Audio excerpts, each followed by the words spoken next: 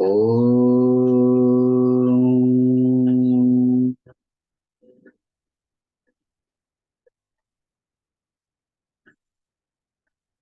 भूर्भुवः स्वः तत्सवितुर्वरेण्यं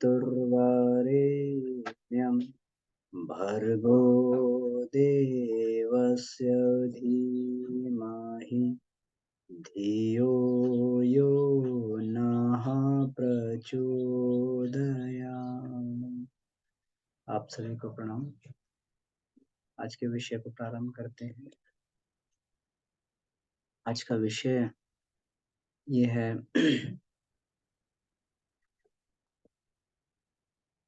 अंतराल में समाई दिव्य शक्तियां। हम लोग गायत्री की पंचकोशी साधना में एक एक कदम करके आगे बढ़ रहे हैं। तो अन्नमय कोश की साधना से पहले, अन्नमय कोश की जानकारी से पहले, इसमें परम पूज्य गुरुदेव ने ये पूरा स्थूल सूक्ष्म शरीर की विज्ञान को पूरा एकदम रेशे रेशे को यहाँ पर क्लियर कर दिया है। इतना शायद ही किसी ने स्थूल सूक्ष्म और कारण शरीरों पर लिखा हो। एकदम बिल्कुल एक एक कॉन्सेप्ट उसको जो है क्लियर करके इसमें बिल्कुल एकदम। तो इससे हम लोग जान सकते हैं कि परम पूज्य गुरुदेव चेतना के किस स्तर पर पहुंचे हुए थे। उन्होंने चेतना को कितनी गहराई से देखा था। विश्व में शायद ही अभी इस समय वर्तमान में कोई ऐसा व्यक्ति रहा होगा जिसने आधुनिक समय में चेतना पर इतना शोध किया। लोगों के विषय मिलते हैं और लोगों के, लेकिन बहुत ही उच्च स्तर पर विषयों को उसमें दिया जाता है। लेकिन परम पूज्य गुरुदेव ने इस विषय को बहुत ही गहनता से, क्योंकि गायत्री स्वयं एक चैतन्य शक्ति है।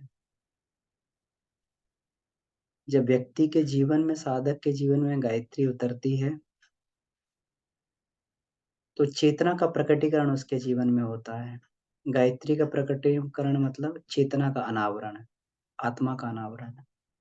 गायत्री यही काम करती कि मनुष्य के जीवन में उसकी प्राण ऊर्जा को, जो उसके जीवन का आधार है, उसको उस दिशा में प्रवाहित कर देती है जिससे व्यक्ति अपने जीवन में आत्म उत्कर्ष कर सके, अपने आप को जीवन में ऊंचा उठा सके। तो सब लोग यही चाहते हैं, हर कोई व्यक्ति यही चाहता है। इतने बड़े बड़े ऑडिट होते हैं अकाउंट्स में, किस लिए? कि धन का एक भी कण, धन का एक एक कण जो है, ये इसमें किसी भी संस्थान के सदुपयोग में लग सके। हर संस्थान अपनी ऑडिट रिपोर्ट जो है पब्लिश करता है, एनुअल क्वार्टरली ऑडिट रिपोर्ट इसमें जो है प्रस्तुत की जाती है कि कंपनी का कितना घाटा रहा, कितना मुनाफा रहा। क्यों? कि एक एक धन के एक एक कण को, एक एक पाई को, एक एक रुपए का सही सही ऑडिट करके देखा जाए कि ये जो पैसा खर्च किया गया, इससे कितनी वृद्धि हुई। इसी प्रकार से जब गायत्री साधक अपने मार्ग पर, साधना के मार्ग पर आगे बढ़ता है, तो उसे अपने प्राण का ऑडिट करना आ जाता है। साधारण व्यक्ति में ये क्षमता नहीं होती। वो अगर एक भी प्राण का अगर कण अगर कहीं निरर्थक जाएगा तो उसे पता लग जाएगा कि ये मेरे प्राण का क्षरण हुआ है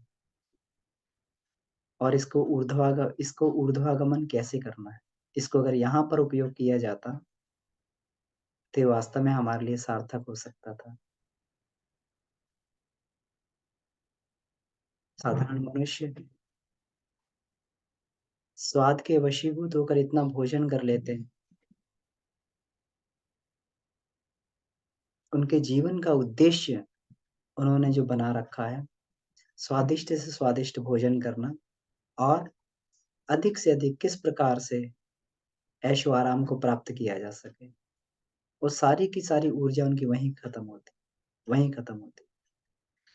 लेकिन गायत्री साधक के साथ में ये विशेषता रहती है कि जैसे-जैसे उसकी प्रज्ञा, बुद्धि विकसित होती है, तो भोजन करते समय भी उसको ये रहता है कि इतने अनुपात में, इतनी फिक्स क्वांटिटी में भोजन किया जाए, तो ये भोजन हमें शक्ति प्रदान करे। लोग खाते हैं, खाने के बाद नींद आने लगती है, लेकिन गायत्री साधक खाने के बाद अपनी ऊर्जा को बढ़ा लेता है।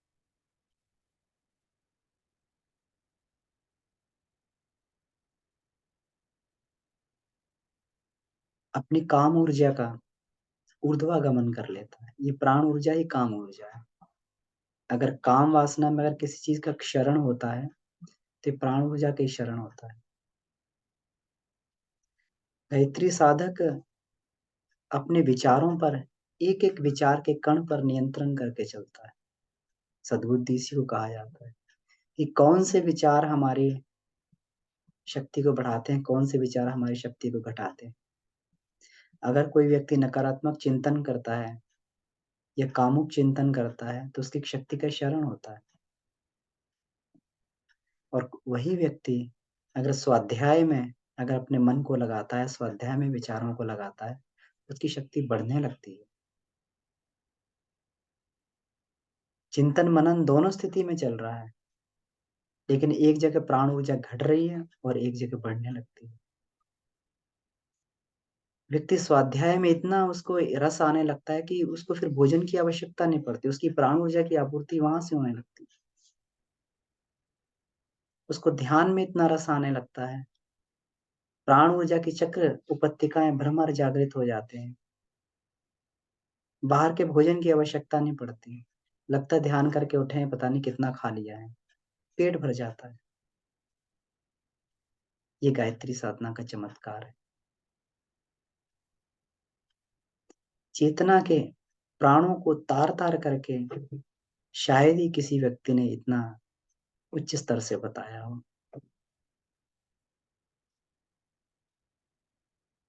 अगर कोई साधारण मनुष्य अगर समझ पाएगा तो इतना ही समझ पाता है कि ऊर्जा है हमारे शरीर में काम करती है। लेकिन गायत्री साधक के सामने दसों प्राणों का अनावरण हो जाता है। उसे लगता है उसे उसे पता लग जाता है कि इस समय प्राण हमारे शरीर में कौन-सा प्राण हमारे शरीर में गौण है और कौन-सा प्राण मुख्य भूमिका में काम कर रहा है। और फिर उसी के अनुसार वह आचरण करता है। रात में सोते समय जठराग्नि कमज़ोर पड़ने लगती है। समान प्राण कमज़ोर पड़ने लगता है। कृकल प्राण कमज़ोर पड़ने लगते हैं।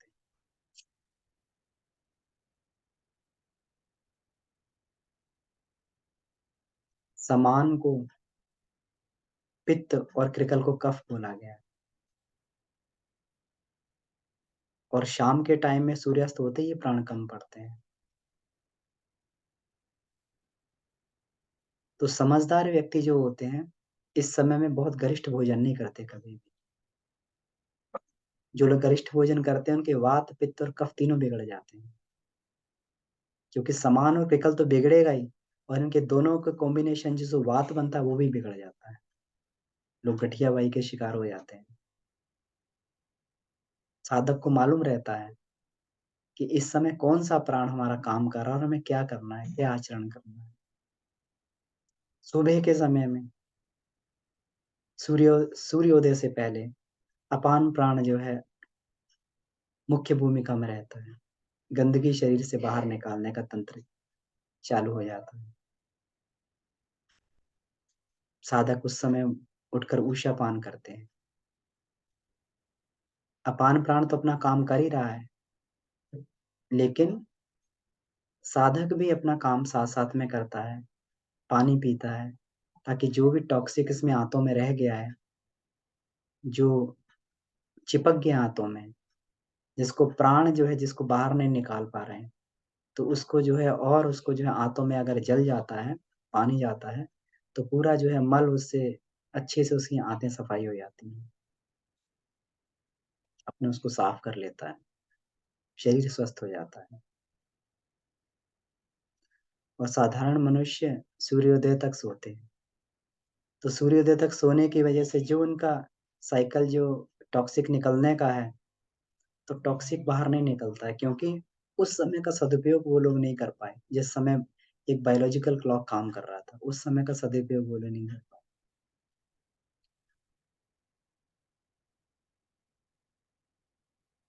सोते रहने से, सुबह सोते रहने से पुरुषत्व क्षीण होने लगता है। लोगों के वीर्य का पतन होने लगता है, क्योंकि वीर्य पतन भी जो है अपान प्राण के कारण ही होता है। अगर मल-मूत्र विसर्जन नहीं हुआ तो वीर्य का पतन हो जाए।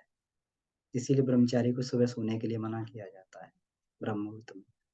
और ब्रह्म मुहूर्त में ही सबसे अधिक वीर्य पतन होता है। लेकिन साधक इसको जानता है। सूर्योदय की लालिमा जब प्रारंभ होती है, सूर्य जब सविता रूप में प्रकट होते हैं, अपने आध्यात्मिक रूप में प्रकट होते हैं, उस समय सूर्य की ऊर्जा साक्षात प्राण ऊर्जा के रूप में, क्योंकि उसी समय सूर्य की किरणें पड़ते ही जो है, सारे के सारे पक्षी, जीव जगत उनमें एक प्राण की संचार, चेतना, प्राण चेतना का संचार होता है। और साधक उस समय अगर ध्यान करते हैं, जप करते हैं, तो कई गुना उसकी क्षमता बढ़ जाती है उस समय। जिसे उषा काल बोला जाता है, संध्या काल बोला जाता है।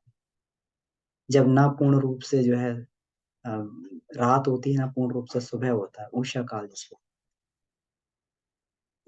सविता अपनी स्वर्णिम किरणों के साथ में जब प्रकट होते हैं। और वो वाला भोजन जो है सांसारिक भोजन से कई गुना अधिक काम करता है। उस समय समान प्राण एक्टिवेट हो जाता है। जो भी पेट में जाएगा, जो भी पेट में जाएगा, उसी को जो है उसको रिसाइकिल कर देगा। पूरी पूरी बॉडी में उसी को पहुंचा देता है।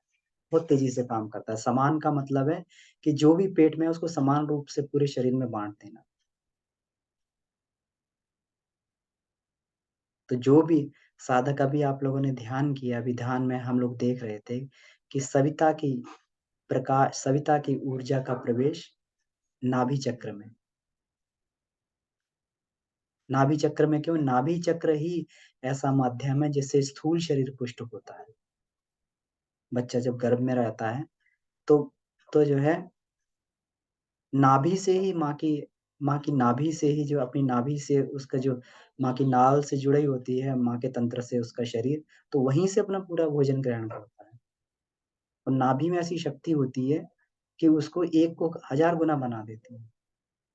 आज भी जो है पुराने लोग जानते हैं कि अगर किसी के कहीं कोई खुश्की होती है, होंठ फटने लगते हैं, तो नाभि में 1-2 बूंद तेल की डाल देने से पूरे शरीर में जो है, पूरे के शरीर में स्निग्धता आ जाती है। वो चीज़ खत्म होने लगती है। साधक प्राण का गुड यूज़ जानता है। यही गायत्री साधना का प्रत्यक्ष चमत्कार होता है। और यही है वेद माता गायत्री, जिसको कहते हैं कि ये प्राणों को दिशा देती है, सन्मार्ग पर ले जाती है। ये पूरा का पूरा विज्ञान है, किस प्रकार से गायत्री साधक को जो है सन्मार्ग पर ले जाती है, उसके प्राणों को नियंत्रित कर देती है। साधक के अंदर इतनी प्रज्ञा जागृत हो जाती है, उसे मालूम है कि क्या समय क्या करना है, क्या समय क्या नहीं करना है। लेकिन जो साधारण मनुष्य को ये नहीं मालूम होता। वह केवल और केवल अपनी भोग वृत्तियों में प्राण का क्षरण करने के लिए केवल उसका रहता है, और धीरे-धीरे करके जाकर एक समय पे बिल्कुल छूछ बन जाता है, जहाँ पे इंद्रियों का रस भी सूख जाता है और सारा कुछ बुढ़ापे को एक अभिशाप की तरीके से जीता है। लेकिन गुरुदेव कहते थे कि साठा तो पाठा, मतलब 60, उन्होंने कहा कि जीवन को हमने अगर जिया है, 60 के बाद ही जिया है, मौज-मस्ती के साथ, क्योंकि उस समय सारे अनुभव पक गए थे। और उन्होंने इसीलिए उन्होंने कहा चिस्ती-फुर्ती से भरा हुआ बुढ़ापा, चुस्ती और स्फूर्ति से बढ़ा हुआ बुढ़ापा। तो जिस जिस जीवन को एन्जॉय करना चाहिए था, वो जीवन व्यक्ति के लिए अभिशाप बन जाता है। क्यों? क्योंकि समझदारी नहीं बरती गई थी उस समय। समझदार व्यक्ति हमेशा अपनी ऊर्जाओं को नियोजित, अपनी पूँजियों को सही जगह नियोजित करते हैं, ताकि आगे चल के जो है सब लोग करते हैं, अपना बजट बनाते हैं और सब लोग फ्यूचर प्लानिंग करते हैं कि आगे चल के हमें कोई आवश्यकता पड़े, तो सब लोग सेविंग करते हैं। लेकिन जिस चीज़ की सेविंग की आवश्यकता, उस प्राण की सेविंग की आवश्यकता है, वो कोई भी नहीं करता। क्यों? क्योंकि प्रज्ञा उस तरह की विकसित नहीं, ऋतंभरा उस तरह की विकसित नहीं। इसीलिए गायत्री को ऋतंभरा बोला जाता है। ऋत मतलब सत्य, सत्यम च ऋतम च। ऋत का मतलब ही सत्य है। ऋत का मतलब सन्मार्ग पर चलना, अच्छाई का वर्ण करना, जिससे मनुष्यता का विकास हो सके। यही भगवान का सबसे बड़ा उपहार है, ऋत के रूप में, ऋतंभरा के रूप में जो मनुष्य को दिया गया। नहीं तो मनुष्य और जानवर में कोई फ़र्क नहीं रहता है। उसका भी आचरण वैसा ही रहता है, जैसा जो जानवर का है। और शुरू में कहते मनुष्य को बनाया गया था, तो उसका आचरण बिल्कुल ऐसा था। तो भगवान ने फिर ऋतंभरा प्रज्ञा का वरदान जो है, मनुष्य को दिया है। उसी को गायत्री का अवतरण इस धरती पर बोला जाता है। हम लोग गायत्री जयंती मनाते हैं। तो गायत्री जयंती का मतलब ही ये है कि ऋतंभरा प्रज्ञा का वरदान जो है, मनुष्य को दिया गया। तभी जो है मनुष्य सभी प्राणियों में श्रेष्ठतम हुआ। तो इतना चेतना के बारे में इतनी समझदारी आ जाना है, इतना लिख देना चेतना के बारे में, उसी व्यक्ति के द्वारा संभव है जिसने चेतना को तार-तार में करके देखा हो, जो चेतन स्तर पे रहते हैं। गुरुदेव जब भी लिखा करते थे, तो तो समाधि अवस्था में रहते थे, चेतना के उच्च स्तर में रहते थे। हम लोगों ने कभी पुस्तक पढ़ी हुई चेतना की शिखर यात्रा, तो चेतना के शिखर पे रहा करते थे गुरुदेव। और इतना विज्ञान जो उन्होंने जो है हमें दे दिया। तो इसमें जो है आज का जो टॉपिक है इसी पर, इसी स्थूल सूक्ष्म और कारण शरीर पर ही आधारित है। हम लोग ये तीसरी कक्षा है हमारी स्थूल सूक्ष्म कारण पर चर्चा करते हुए। अंतराल में समाई दिव्य शक्तियाँ। हमारा शरीर ही सारी की सारी शक्तियों का पुंज है और भगवान ने सारी शक्तियाँ हमें बीज रूप में दे रखी हैं। बीज रूप में दे रखी हैं और किसी भी शक्ति को हम जिस प्रकार से किसान बीज रूप में बहुत सारी चीज़ों को संरक्षित करके रखता है। हम लोग किसान परिवार से जुड़े हुए हैं, तो हमें मालूम है कि पहले जो है आजकल तो बीज मार्केट में उपलब्ध हो जाते हैं। पहले सारे के सारे बीजों को सुरक्षित करके रखा जाता था उसको, कि बीजों में घुन ना लग जाए, कहीं कीड़ा ना लग जाए क्योंकि आगे साल के लिए उसको प्रयोग करना है। हर एक चीज़ के बीजों को, चाहे वो लौकी के बीज हों, चाहे तोरई के बीज हों, चाहे चाहे वो गेहूँ का बीज हो, चाहे वो दलहनी फसल का बीज हो, सारे के सारे बीजों को संरक्षित करके बोतलों में भर के रखा जाता था। कि बोतल में भर के रखते हैं तो एक ऐसा ये रहता है बोतल में भरने से उसमें कभी भी ना तो उसमें घुन लगता है बीज में, ना जो है वो उसमें वो लगता है कोई कीड़ा लगता है। तो बोतलों में भर के जो है उसको बीजों को सुरक्षित रखा जाता था। भगवान ने सारे के सारे बीजों को जो है मनुष्य को सुरक्षित बना के दे दिया है। वो जो चाहे जिस बीज को बो दे और जिस बीज को सिंचित करे वही बीज उसमें उपजने लगता है। सारी की सारी शक्तियाँ भगवान ने बीज रूप में दी। तो अगर हम ये देखें कि अगर ये स्थूल, सूक्ष्म और कारण शरीर की शक्तियों को देखें, तो अगर इसके बारे में देखें तो हम लोग ये भी पहले भी चर्चा कर चुके हैं कि स्थूल शरीर जो होता है चलता-फिरता, सोता हुआ दिखाई देता है। सूक्ष्म शरीर जो होता है प्रेत और पितरों जैसा सूक्ष्म शरीर होता है, जो जो ये प्रेत आत्माएँ होती हैं या पितर आत्माएँ होती हैं, ये सारी सूक्ष्म शरीरधारी होती हैं, सूक्ष्म शरीरधारी होती हैं। इनमें वो सारी क्षमताएँ होती हैं जो जो जो साधारण मनुष्य में नहीं होती।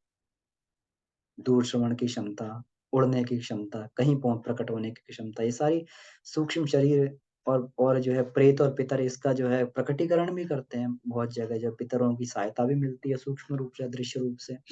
प्रेत भी कभी-कभी जो है परेशान करते हैं।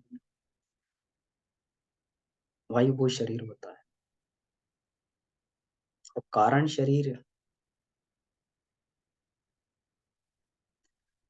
शरीर जो है ये बिल्कुल प्रकृति के अंतराल,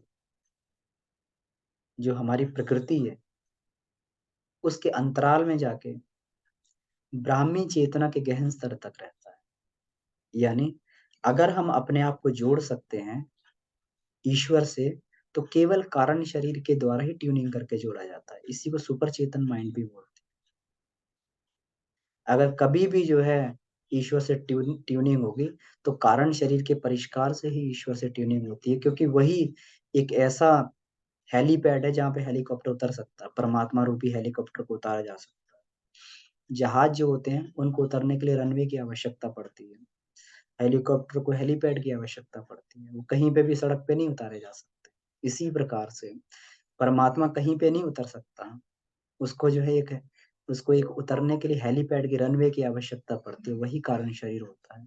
इसकी पहुँच जो है परमात्मा तक होती है। सूक्ष्म शरीर जो होता है, सूक्ष्म शरीर जो है, हमारा स्थूल शरीर हमारे खाने-पीने से प्रभावित है। जैसा हम लोग खाएँगे उसी प्रकार से इसका जो है, जैसे वातावरण में रहेंगे उसी प्रकार से जो है इसका जलवायु रहेगी, उसी प्रकार से इसका विकास होगा। सूक्ष्म शरीर पर जो है हमारे संस्कारों का प्रभाव रहता है, हमारे चिंतन चरित्र पर हमारे संस्कारों का प्रभाव रहता है। जिस प्रकार से हमारे संस्कार रहते हैं, और ये संस्कार के कारण ही स्वर्ग नर्क, तो जो सूक्ष्म शरीर है वही स्वर्ग नर्क को भोगता है। स्थूल शरीर तो खत्म हो जाता है, और कारण शरीर तो जो है वो ईश्वर का वो है। तो स्वर्ग नरक कौन भोग रहा है मरने के बाद में? सूक्ष्म शरीर भोग रहा है।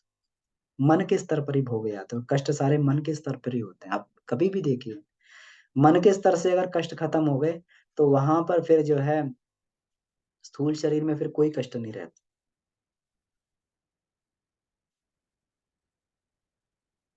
मन को हटा लिया जाए, तो आप देखें किसी चीज़ में अगर मन लगा रहेगा तो कष्ट ज़्यादा होगा, और कहीं से मन को हटा लिया जाए तो जो है, तो सारे के सारे जितने भी कष्ट और कठिनाइयाँ होती हैं, सारी की सारी इसी में, ये स्थूल सूक्ष्म शरीर में होती हैं, मन के कारण होती हैं। इसीलिए स्वर्ग नरक की प्रक्रिया जो भी होती है, ये हमेशा मानसिक स्तर पे ही होती है, सूक्ष्म शरीरधारियों को।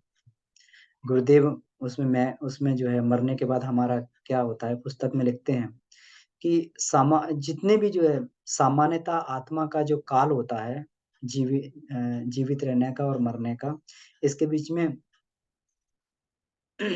अ, मरने के बाद नया जन्म लेने का 3 वर्ष का जो गैप होता है, 3 वर्ष का गैप। पहला वर्ष तो जो है आत्मा बिल्कुल एकदम गहन निद्रा में चली जाती है। इसीलिए जो है जब भी ये किसी का स्वर्गवास भी हो जाता है, तो जो है तुरंत श्राद्ध वगैरह नहीं उसमें चालू किया जाता है। उसमें साल भर तक जो है उसको ये करके फिर उसके बाद साल भर के बाद बरसी मनाते हैं, तब श्राद्ध वगैरह उसमें किया जाता है। तो एक साल भर जो है आत्मा गहन निद्रा में चली जाती है, कि जैसे हम लोग जो है पूरा काम करके सुबह से काम करते हैं, शाम को थक जाते हैं, तो सो के अपनी थकान मिटाते हैं, तो आत्मा भी अपनी थकान पूरे जीवन भर की थकान को मिटाती है। जब वो थकान मिटा के जब जगती, तो दूसरा वर्ष जो होता है उसका स्वर्ग नरक की प्रक्रिया का होता है। कई तरीके के नर्क बताए गए हैं, कई तरीके के उसमें जो गरुड़ पुराण में नर्क आते हैं, वो सारे के सारे कहीं स्थूल रूप से नर्क नहीं है, वो सारे के सारे नर्क जो सूक्ष्म रूप में है, और सूक्ष्म रूप पे ही व्यक्ति को जो उसके कष्ट को या सुख को या स्वर्ग को भोगना पड़ता है। अब सुख भी जो है, स्वर्ग भी मानसिक स्तर पे ही होता है। किसी की मनस्थिति सुधर जाए, तो गुरुदेव ने पुस्तक लिखी, मनस्थिति बदले तो परिस्थितियाँ बदले। तो मनस्थिति अगर किसी की बदल जाती है, तो उसके लिए परिस्थितियाँ भी बदल जाती हैं। उसके लिए वैसी नारकीय परिस्थितियाँ हैं, स्वर्गीय परिस्थितियाँ। बुद्ध कहा करते थे, आप हमें नरक में भेज दें, हम वहीं पे भी स्वर्ग बना लें। तो ये भी मानसिक स्तर पे, स्वर्ग को भी मानसिक स्तर पे ही भोग किया जाता है। तो ये जो सूक्ष्म शरीर जो है, ये संस्कारों के कारण जो है ये प्रभावित रहता है। और कारण शरीर पर जो प्रभाव पड़ता है, ये संकल्प और वातावरण का प्रभाव पड़ता है। ये डायरेक्ट कारण शरीर को इम्पैक्ट करता है। कोई खराब वातावरण में मनुष्य रहेगा, तो अदृश्य रूप से जो है धीरे-धीरे उस पर जो है उसके वातावरण के संस्कार जमने लगेंगे। उसको पता भी नहीं लगेगा कब मैं जो है मेरा सबकॉन्शियस माइंड, मेरा सुपर कॉन्शियस माइंड पर जो है परत जम गई, पता भी नहीं लगेगा। इसीलिए जो है ऋषि लोग जो है हमेशा और ये लोग जो हैं साधक लोग हमेशा ये इस बात पर जोर देते हैं कि साधना के लिए वातावरण बहुत अच्छा होना चाहिए। तो गुरुदेव ने जहाँ पर भी साधना स्थलियाँ बनाई अपने, वो सारी की सारी दिव्य वातावरण में ही बनाई, और उन स्थानों पे बनाई जहाँ पर जो है, जहाँ पर पहले से किन्हीं-किन्हीं ऋषियों की तपस्थली हो। मथुरा, जो तपोभूमि मथुरा बनाया है, महर्षि दुर्वासा की तपस्थली में उन्होंने ये बनाया, वहाँ महर्षि दुर्वासा ने तप किया था। शांति कुंज जहाँ पे बना, ये विश्वामित्र जी की तपस्थली थी। तो ये जो है विज्ञान है पूरा, इसका मिलता है क्योंकि ये कारण शरीर से अच्छे वातावरण में कोई भी व्यक्ति रहेगा तो उसका अनायास ही जो है उसकी शुद्धिकरण होने लगता है, उसके जो है ये हटने लगते हैं। और जिस प्रकार के आत्मा के संकल्प से भी जो है ये होता है। क्योंकि कोई भी व्यक्ति जो है महापुरुष लोग जो है खराब जगह पे भी जाके अच्छा वातावरण बनाते थे क्योंकि उनकी आत्मा के संकल्प बड़े प्रबल होते हैं कि उन्हें जो है वहाँ का वातावरण को सुधारना है, वहाँ करना है, तो कहीं पे भी जाके जो है इस वातावरण को वो अच्छा बना लेते हैं।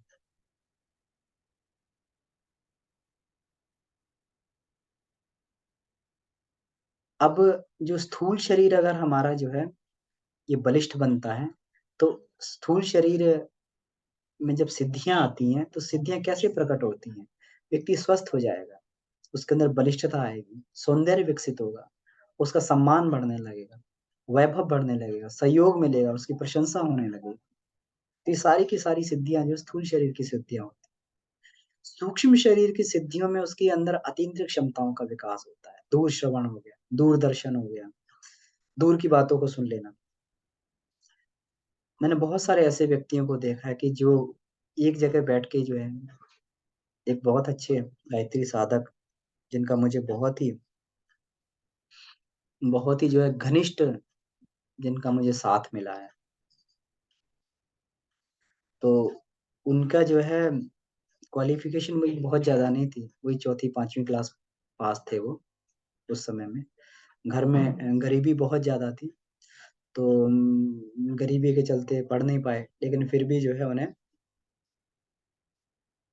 उस समय की बात थी, तो रेलवे में उनको सर्विस मिल गई थी, रेलवे में जॉब किया करते थे। गुरुदेव के प्रति बहुत श्रद्धा थी उनकी, गायत्री मंत्र के प्रखर उपासक थे। तो बहुत बार हमने जो है उनको देखा, कोई भी वस्तु कहीं की भी, विदेश के भी कोई कोई व्यक्ति अगर उनको विदेश के बारे में, किसी जगह के बारे में, कोई विदेश के व्यक्ति के बारे में कोई प्रश्न उनसे करता था, तो वो तुरंत बता देते कि वो व्यक्ति इस समय इस स्थान पे, इस घर में है, उसकी लोकेशन क्या है, इस घर में यहाँ-यहाँ पे ये चीज़ रखी हुई है। मतलब उनके अंदर कहीं पर भी ये पूरा मैंने कई बार उनको जो है इस तरीके की क्षमताएँ, दूर की चीज़ों को देख लेते थे, दूर की चीज़ों को जो है। बिल्कुल जो है आँखें बंद करके और देख लेते थे कि वो व्यक्ति अभी इस वहाँ पे उसके पास में ये है और व्यक्ति ये काम कर रहा है, ये बात कर रहा है। इस तरीके से उनको जो है वो वाली तो ये बहुत सारी ये जो है बिल्कुल वैज्ञानिक चीज़ें होती हैं और ये रहती हैं। परकाया प्रवेश हो गया, रहस्यों का उद्घाटन हो जाना, किसी के अपने विचारों द्वारा किसी के ऊपर डोमिनेंट हो जाना, ये सारी सूक्ष्म शरीर की सिद्धियाँ होती हैं, दूसरों को लाभ-हानि पहुँचा देना। जब कारण शरीर जब स्वस्थ हो जाता है, तो कारण शरीर की सिद्धियाँ क्या है? कि कारण शरीर जो है व्यक्ति को जीवन में उचित और अनुचित का बोध करवाता है। कहते हैं ना आत्मा कभी गलत नहीं बोलती है, तो उचित और अनुचित का बोध करवाता है।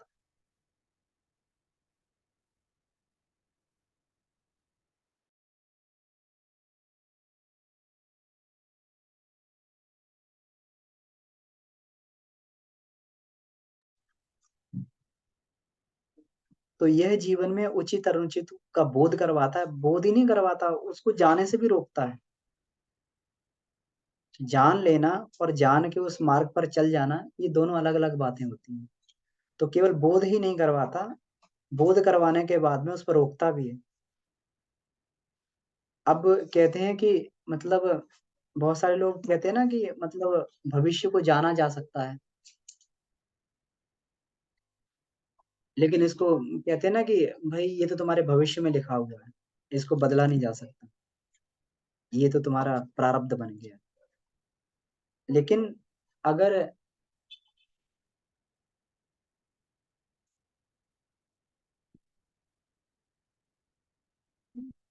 इसको मतलब थोड़ा-सा ऐसे वो नीचे वाला जो उसमें तो अगर जो है किसी को अब इसमें कहते हैं कि मतलब बहुत सारे लोग भविष्य दर्शन वाले होते हैं, कहते हैं कि ये सब तुम्हारे भविष्य में ऐसे लिखा हुआ है। तो लिखने से जो है कहते हैं लेकिन इसको बदला नहीं जा सकता। लेकिन जो का जो व्यक्ति सिद्ध हो जाता है, जिसका कारण शरीर काम करने लगता है, वो भवितव्यताओं को भी बदल देता है, अपने प्रारब्ध को भी छोटा बना देता है जो एकदम प्रारब्ध को भी छोटा बना देता है। उसको भी जो है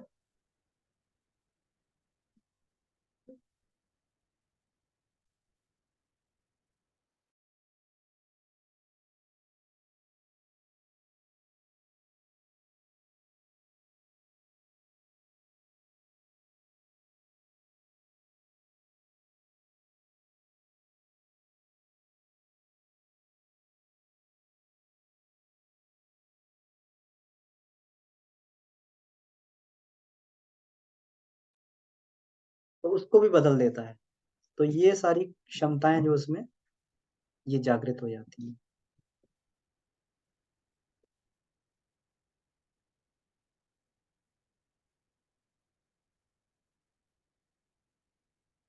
मेरा इसमें ये बैटरी डाउन हो गई है लैपटॉप की इसमें।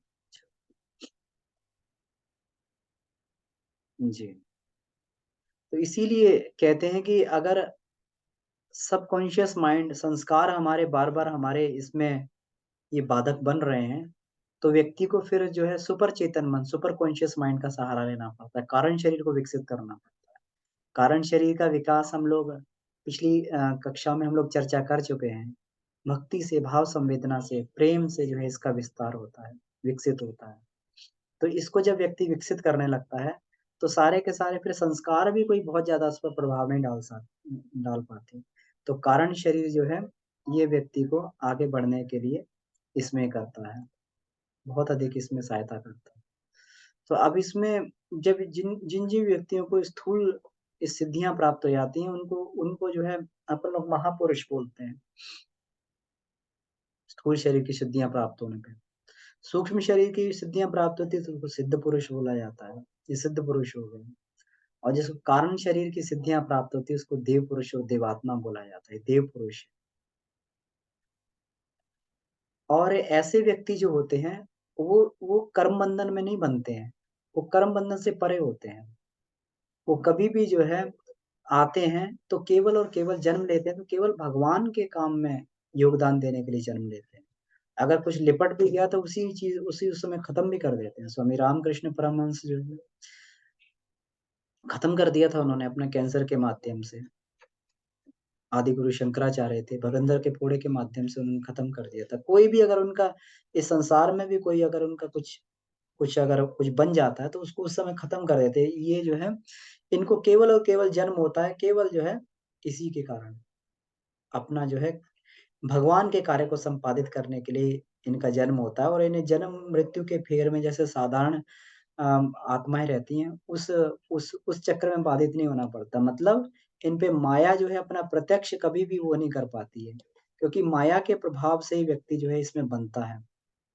तो माया का कभी भी जो है प्रत्यक्ष प्रभाव नहीं रहता है। तो ये सारी की सारी सिद्धियाँ जो है, ये तभी जागृत होती है, सूक्ष्म स्थूल शरीर की सिद्धियाँ तभी जागृत होती हैं जब व्यक्ति जो है समाधि अवस्था में जाता है। समाधि अवस्था अब इसमें समाधि के कई तरीके से हैं, तो स एक समाधि तो वो होती है कि जिसमें अपनी साँस को रोक लिया जाता है, जिसमें अपनी हृदय की धड़कन को रोक लिया जाता है, उसे जड़ समाधि बोलते हैं। इसमें जो है मनुष्य का जो रक्त संचार, भोजन इत्यादि सारी क्रियाओं पर नियंत्रण कर लेता है और ये समाधि केवल मनोबल से सिद्ध हो जाती है। बहुत सारे लोग जो इस तरीके से ये करते देखे गए हैं, मनोबल से सिद्ध हो जाती है। लेकिन उसमें कोई बहुत ज़्यादा आध्यात्मिक उत्कर्ष नहीं होता उस समाधि से, कोई आत्मिक कल्याण नहीं होता है। आत्मिक कल्याण के लिए जिस समाधि को बोला गया, उसको सहज समाधि बोला गया। जैसे कबीर कबीर की समाधि इसे बोला गया, साधो सहज समाधि बली। आँख ना मूंदूँ, कान ना रूंदूँ, काया कष्ट न धारूँ, खुले नयन से हँसस जैसु सुंदर रूप निहारूँ, साधो सहज सहज समाधि बली। तो सहज समाधि की अवस्था, सहज समाधि का मतलब है कि मनुष्य हमेशा जो है उच्च लक्ष्य की बात सोचता रहे और वैसी ही क्रियाएँ करे। कभी भी जो है उसके अंदर उच्च लक्ष्य को छोड़ के कभी भी दूसरी बात प्रकट ना हो, तो वो सहज समाधि वाली बात हो। जब व्यक्ति इस समाधि में आता है तो फिर संसार के कोई भी व्यवधान उसको डग अपने मार्ग से डगमगा नहीं पाते। समाधि अवस्था में व्यक्ति रहता है और इस समाधि के जो है 2 स्वरूप होते हैं, सविकल्प और निर्विकल्प। सविकल्प समाधि होता है कि किसी चीज़ को आधार करके जब वो समाधि की अवस्था प्राप्त की जाए। किसी का चित्र, देवता का अवलंबन, किसी प्रकार का विकल्प और निर्विकल्प वह समाधि होती है जिसमें किसी विकल्प का सहारा नहीं लेना पड़ता। गुरुदेव जो है निर्विकल्प समाधि की उन्हें वो प्राप्त थी, कि उन्हें किसी विकल्प का सहारा नहीं लेना पड़ता। जब चाहते तब समाधि अवस्था में चले जाते थे। वो समाधि अवस्था में जाके लिखते थे। तो ये समाधि की स्थिति जो और समाधि के समय में ही जो है व्यक्ति के अंदर सिद्धियों का जागरण होता है। समाधि का मतलब है कि जो है अपनी अपनी जो है ये मनुष्य चेतना को किससे इससे सायुज्यता बैठा लेना। मनुष्य चेतना का जो है इससे ब्रह्म चेतना से इसके साथ में सायुज्यता बैठा लेना। तो ऐसी स्थिति में जो है ये व्यक्ति के अंदर उच्च स्तरीय सिद्धियाँ जो है प्राप्त होने लगती हैं। उसकी जो है आत्म चेतना, ब्राह्मी चेतना से गुत्थी आती है। तो योग दर्शन में फिर इन सिद्धियों का वर्णन किया गया विभूतिपाद में। तो विभूतिपाद में जो है बहुत सारी सिद्धियों का वर्णन किया है। तो गुरुदेव ने एक पद का इसमें जो है इसे एग्ज़ाम्पल लेते हुए 36वें इसमें सूत्र का उदाहरण लेके लेते हुए बताया कि 6 सिद्धियाँ जो है प्रातिभ मतलब अतीन्द्रिय क्षमता के रूप में 6 सिद्धियाँ प्राप्त होती हैं, प्रातिभ। जैसे पहली सिद्धि होती है प्रातिभ मतलब अतीन्द्रिय क्षमता विकसित होना जिसको हम लोग ये कह रहे थे कि दूर की चीज़ को देख लेना, भवितव्यता को जान लेना, ये सब। दूर श्रवण मतलब दिव्य ध्वनियों को सुन लेना, नाद इत्यादि को सुन लेना, जो जो ध्वनियाँ कान से नहीं सुनी जाती उनको भी सुन लेना। इसको इसको जो है ये दूर श्रवण बोलते हैं। वेदना, दिव्य स्पर्श का अनुभव करना। बहुत सारे लोगों को अनुभव होता है, दिव्य स्पर्श का अनुभव होता है कि किसी देव शक्ति का हमें आशीर्वाद मिल रहा है, किसी ने स्पर्श किया हमें, किसी ने आशीर्वाद दिया हमें, ये दिव्य स्पर्श का अनुभव होता है। आदर्श मतलब आदर्श का मतलब होता है दिव्य रस का आस्वादन करने की सामर्थ्य, मतलब दिव्य रस का पान। व्यक्ति जो है जब ये सिद्धि आ जाती है तो फिर उसको जो रस का पान करने के लिए फिर पैसे खर्च करने की आवश्यकता नहीं पड़ती। वो किसी भी स्थिति में इसको जो है खिचड़ी मुद्रा से भी इसको सिद्ध किया जाता है। तो उससे जो है किसी भी जो है इसका ये पान कर लेता है।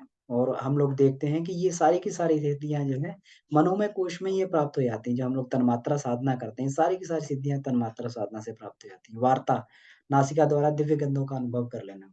दिव्य गंधें जो होती हैं तो दिव्य गंधे से लोग भविष्य को भी जान लेते हैं। तो ये सारी की सारी सिद्धियाँ जो है, इसमें प्राप्त होती हैं। अब सूक्ष्म और कारण शरीर में भी जो है 2 सिद्धियाँ साधक के अंदर प्रस्फुटित होती हैं, जिसे इन्होंने जो है महर्षि पतंजलि ने इसमें बताया हुआ है। तो इसमें जो है इनको जो प्राप्त होती है काय सम्मत और अनभिज्ञात सिद्धि प्राप्त होती है। काय सम्मत और अनभिज्ञात। तो काय सम्मत में व्यक्ति का सौंदर्य बढ़ने लगता है, तेज बढ़ने लगता है, अंगों की बलिष्ठता बढ़ने लगती है, उसका स्वास्थ्य वर्धन होने लगता है, इसको काय सम्मत बोला जाता है। कभी भी देखेंगे योगियों का जो शरीर होता है एक अलग-सी कांति उनके शरीर में से निकलती है, अलग-सा आकर्षण उनके शरीर में होता है, तो ये इसको काय सम्मत बोला जाता है। एक अनिविक्षित सिद्धि होती है, अनभिक्षत सिद्धि में पंच तत्वों का पंच तत्वों पर नियंत्रण जो है व्यक्ति का हो जाता है। फिर पंच तत्व से बाँध नहीं पाते। हम लोग करते हैं ये ना कि अभी पंच तत्व के जब तक इसमें रहते हैं थपेड़े में तब तक पंच तत्व हमें प्रभावित करते हैं। लेकिन जब हम लोग आनंदमय कोश में जाके जब हम लोग जो है ये आपती और व्याप्ति किरणों की ये करते हैं जिसको हम लोग कला साधना बोलते हैं। तो सब तत्वों की अपनी-अपनी कलाएँ होती हैं। एक कला साधना करते हैं तो ये इस पंच तत्वों पर नियंत्रण स्थापित हो जाता है। फिर पंच तत्व अपने हिसाब से काम करने लगते हैं। व्यक्ति कभी भी जो है किसी भी तत्व में अपने आप को जो है किसी भी तत्व को बढ़ा सकता है, किसी भी तत्व को घटा सकता है।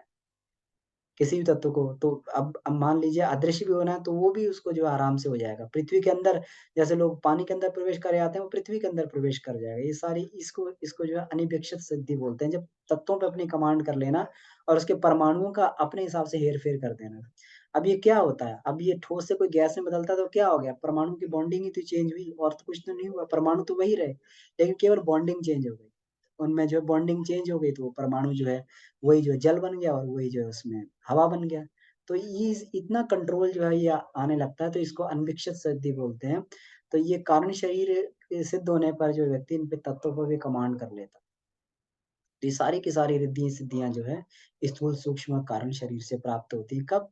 जब व्यक्ति जो है समाधिस्थ भाव में आ जाता है, आत्म चेतना जब ब्रह्म चेतना के साथ बुद्धि आती है, तो ये बोलना चाहिए कि जो भी हमें बीज रूप में भगवान ने जो ये दिए थे बीज रूप में जो रिद्धि सिद्धियाँ दी थी, पुष्पित पल्लवित होने लगती हैं, क्योंकि ईश्वरीय वातावरण उसको मिलने लगता है, ईश्वरीय खाद उसको मिलने लगती है। तो ये मनुष्य जो है रिद्धि सिद्धियों का स्वामी बन जाता है। तो आज की कक्षा को हम लोग यहीं समाप्त करते हैं। अगर कोई प्रश्न इसमें बनते हो तो हम लोग इस पे चर्चा कर सकते हैं। और कोई अनुभव इसमें अपना आप उसको उसकी भी चर्चा की जा सकती है।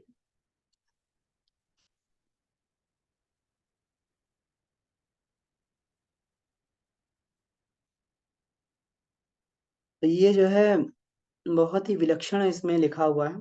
तो गायत्री महाविज्ञान में भी पंचकोशी साधना का वर्णन किया हुआ है। तो गायत्री महाविज्ञान के उसमें जो है बहुत क्रिस्प लिया गया है। उसका हम बोल सकते हैं कि पंचकोशी साधना में पीजी और ये जो गायत्री की पंचकोश साधना उपलब्धियां मांग में नंबर 13 है। इसको पीएचडी बोल सकते हैं हम लोग। तो पीजी तो हम कई बार कर चुके हैं, क्रिया योगों के बारे में कई कई बार सुन चुके हैं, लेकिन अब एक एक शरीर के बारे में, एक एक तत्व के बारे में बिल्कुल गहराई से हम लोग इसको पढ़ रहे हैं, बिल्कुल एकदम एक एक चीज को तार तार करके इसमें देख रहे हैं जो गुरुदेव ने इसमें लिखा है। तो पीएचडी भी इसको माना जा सकता है पंचकोशी साधना के। जी। तो कोई प्रश्न बनता हो तो इसमें हम लोग चर्चा कर सकते हैं, और कहीं कोई अनुभव बनता हो तो उसको भी शेयर किया जा सकता है, क्योंकि सभी के अनुभव अपने जो है अलग-अलग अनुभव होते हैं, सभी की जो है अपनी अलग-अलग जो है साधना की पद्धतियाँ होती हैं, सभी का स्तर अपना अलग-अलग होता है।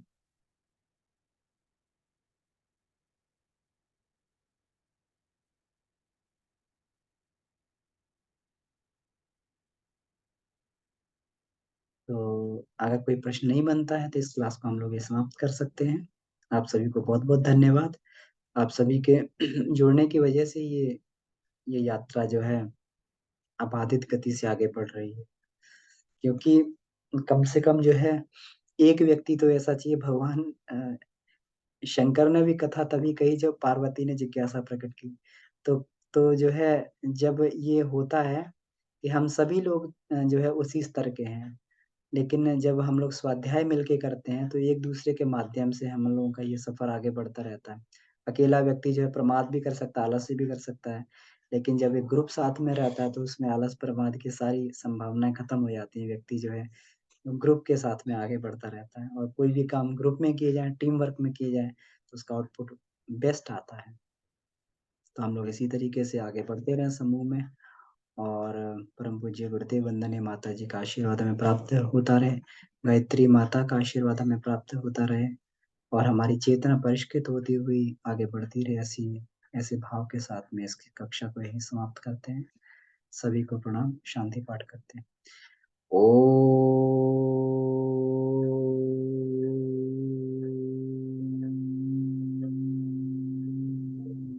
शांति, शांति, शांति।